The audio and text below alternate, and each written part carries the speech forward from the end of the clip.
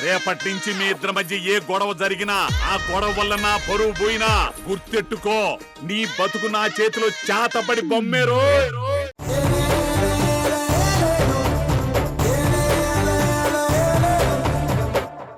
ఎల్లుండు మా మరదలు, అదే మీ వదిన గారి బర్త్డే. మావయ్య గారి ఇంట్లోనే ప్లాన్ చేస్తున్నాం. మీరు తప్పకుండా రావాలి. సంక్రాంతి సమయంలో కూడా మీరు మిస్ అయ్యారు. అసలు ఎంత సంతోషంగా ఉన్నామో తెలుసా. బ్రదర్ రండి, ఫ్యామిలీతో టైం స్పెండ్ చేస్తే ఈ చెడు సావాసాలన్నీ మీరు మర్చిపోతారు. Thanks for the advice. వెళ్తానండి. అలాగే బ్రదర్. ప్రణయ్, ఏంటి నువ్వు తిక్కవేనా ఎక్కిందా? ఎందుకు సుధీర్తో అలా పిచ్చి పిచ్చిగా మాట్లాడావు? నేను తప్పుగా ఏం మాట్లాడాను ఎందు? అతన్ని చూసి జాలేసింది. పాపం కదా అని 4 మంచి మాటలు చెప్పాను అంతే. ఏంటి మంచి మాటలు? అతనే అన్ని మర్చిపోయి వర్క్ చేసుకుంటున్నాడు. నువ్వు పాత విషయాలన్నీ మాట్లాడి డిస్టర్బ్ చేస్తావేంటి? అయినా సుధీర్ తప్పు చేసి ఉండడని నాకు అనిపిస్తుంది. మరి లాక్ చేసిన కారులోకి పొట్లం ఎలా వచ్చింది? ఏదో నేను పెద్ద మనసు చేసుకున్నాను కాబట్టి తప్పించుకున్నాడు. అయినా ఏటూగా కోర్టుకు రావాల్సిందే. దయచేసి ఇలా మాట్లాడకు. ఆ కేసు గురించి ఆలోచిస్తుంటేనే నాకు భయం వేస్తుంది. నువ్వేం భయపడికిందు. రాజారావు గారి లాయర్ గారు నాకు ఏం కానివ్వరు. నిర్దోషిగా ప్రూవ్ చేస్తారు.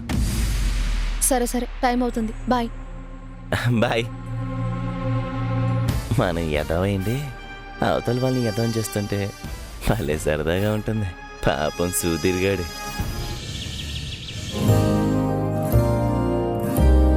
హలో, 2 రోజుల్లో నా బర్త్డే గుర్తుందా? నీ బర్త్డే గుర్తు పెట్టుకోవడానికి నువ్వేం పెద్ద స్టార్వా, లేకపోతే దేశం గర్వించదగ్గ మహోన్నత వ్యక్తివా? మాటలు మాత్రం భారీగాని మాట్లాడుతున్నారు గాని భార్యని అసలు పట్టించుకోరా మీరు? మా నాన్న నా బర్త్డేని మా ఇంట్లో జరిపించాలనుకుంటున్నారు. మావయ్య గారేమో మా అమ్మ నాన్నలందరినీ ఇక్కడికి పిలిచి ఈ ఇంట్లోనే గ్రాండ్ గా చేయాలనుకుంటున్నారు. మరింకే, సంకలు గుద్దుకుని సెలబ్రేట్ చేసుకో. మళ్ళీ ఏంటి నీ గోల? నా గోలను ఎవరు పట్టించుకోవట్లేదనే. ఎవరు ఎంత సెలబ్రేట్ చేసినా మొగుడనేవాడు భార్య బర్త్డేకి స్పెషల్ గా గిఫ్ట్ ఇచ్చి సర్ప్రైజ్ చేయాలి కదా. అడుక్కోవాలా మేము? ఆఫీస్కి టైం అవుతుంది, నోరు మూసుకొని ఎక్కు. నేనెక్కను. ఏ చిరాకు పెట్టుకో, ఎక్కు. మీరు నా బర్త్డేకి ఏమిస్తారో చెప్పండి. ఏం గిఫ్ట్ ఇవ్వబోతున్నారు? నువ్వు అడుక్కున్నా, బ్రతిమాలుకున్నా, చివరికి కాళ్ళా వేళ్లా పడి కన్నీళ్లు పెట్టుకుని ఏడ్చినా నేను బర్త్డే గిఫ్ట్ కాదు కదా విషెస్ కూడా చెప్పను. ఎందుకు చెప్పరు? ఎందుకు గిఫ్ట్ ఇవ్వరు? అసలు నీ బర్త్డేని నిజమైన బర్త్డే అని ఎవరు నమ్ముతాడిక్కడ? అదేంటది? నేను పుట్టలేదంటారా? నువ్వు పుట్టావు, కానీ నీ డేట్ ఆఫ్ బర్త్ నిజమని నాకేంటి నమ్మకం? కావాలంటే చూడండి, నా ఆధార్ కార్డులో ఉన్నాయి. అవన్నీ తప్పుడు డేట్ ఆఫ్ బర్త్లు, దొంగ డేట్ ఆఫ్ బర్త్లు అయి ఉంటాయి. దొంగ డేట్ ఆఫ్ బర్తా?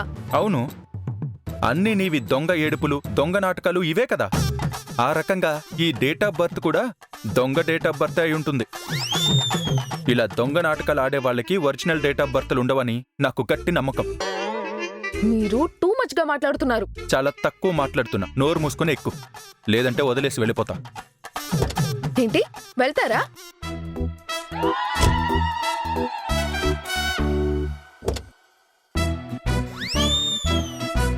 ఏయ్, ఎక్కితే లోపలికెక్కు, లేదంటే కాల్ తీసి డోర్ వెయ్యి. నేను వెళ్తాను. వెళ్ళండి, చూస్తా. ఇదిగో కార్ తీస్తా, కారు కింద పడి నలిగిపోతుంది. దుర్మార్గుడా, నా బర్త్డే గిఫ్ట్ ఇవ్వమంటే నా కాలు విరగొట్టాలని ప్లాన్ చేస్తావా? ఇదిగో ఆఫీస్కి బయలుదేరేటప్పుడు నీ టార్చర్ ఏంటి నాకు? మొసలి కన్నీళ్లు కార్చి ఇన్నాళ్ళు నన్ను ఎదవం చేసావు. మళ్ళీ నీకో బర్త్డే, దానికో సెలబ్రేషను, నేను గిఫ్ట్ ఇవ్వాలనే ఎక్స్పెక్టేషను. ఇవేవీ కుదరవు. నోరు మూసుకుని వస్తే రా, లేకపోతే లేదు. సరే సరే, వస్తానులేండి. మీలాంటి మొండు మొగుడినిచ్చాడు కదా ఆ దేవుడు.